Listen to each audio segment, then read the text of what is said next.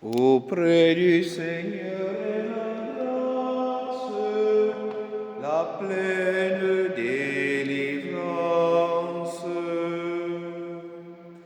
Des profondeurs j'écris vers toi, Seigneur.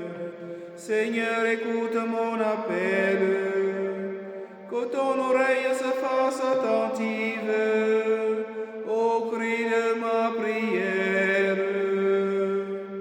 Auprès du Seigneur est la grâce, la pleine délivrance. Chers frères et sœurs, loué soit Jésus-Christ. À jamais, nous célébrons aujourd'hui le 5e dimanche du temps ordinaire année A et nous méditons le livre d'Ézéchiel au chapitre 37 des versets 12 à 14. Le psaume 129 que nous venons de chanter auprès du Seigneur et la grâce, la pleine délivrance. La deuxième lecture tirée de la lettre de Saint Paul apôtre aux Romains au chapitre 8 des versets 8 à 11 et l'évangile de Saint Jean au chapitre 11 des versets 1 à 45. Aujourd'hui, chers frères et sœurs, ce que nous pouvons retenir, c'est vraiment les paroles du psaume auprès du Seigneur et la grâce, la pleine délivrance, parce que cela se démontre déjà dans le livre du prophète Ézéchiel. Dieu ouvre les tombeaux et fait souffler l'esprit de vie sur les hommes. Ézéchiel se rappelle du peuple de l'Alliance en exil à Babylone, où tout espoir semble perdu, où tout espoir de sortir de là est vain, tout effort devient vain.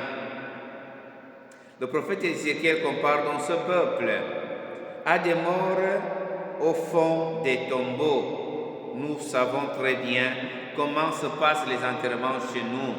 Quand on a déjà mis le cercueil au bord de la tombe, il ne reste qu'une seule chose, le faire descendre et soit verser la terre ou couler la dalle.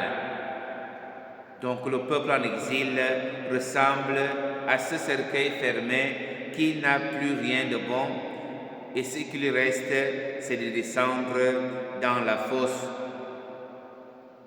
Mais Dieu, par son esprit de vie, va ouvrir les tombeaux et ramener le peuple en Palestine, sa patrie.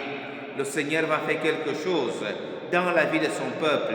Le Seigneur va ressusciter son peuple qui était déjà perdu, voué à l'échec, où tout espoir était éteint. Et son peuple va reprendre vie, son peuple va retourner en Palestine. Voilà la préfiguration de la résurrection du Christ. C'est le peuple qui ressuscite, parce que le Seigneur fait retourner le peuple entier de l'exil. C'est l'humanité entière qui embrasse la nouvelle vie dans l'esprit. Auprès du Seigneur et la grâce, la pleine délivrance, Psaume 129.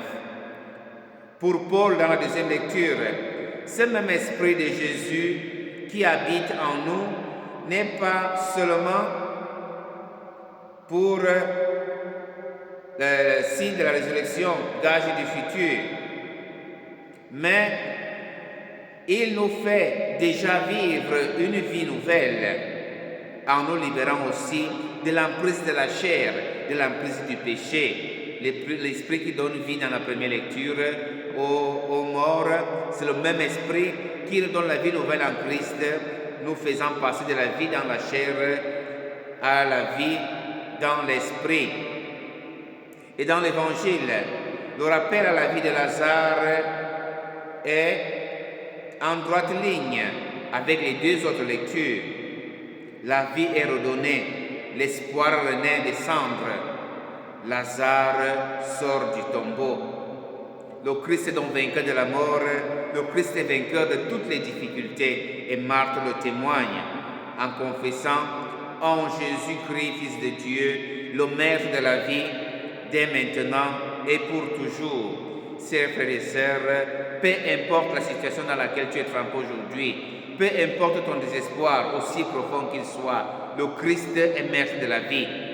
Le Christ te redonne vie, qui redonne vie à ta situation, qui redonne espoir à ta situation et qui te ressuscite du tombeau où tu te retrouves aujourd'hui.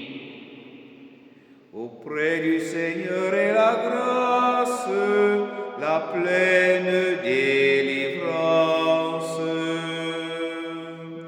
Chers frères et sœurs, loué soit Jésus-Christ et bon dimanche à tous.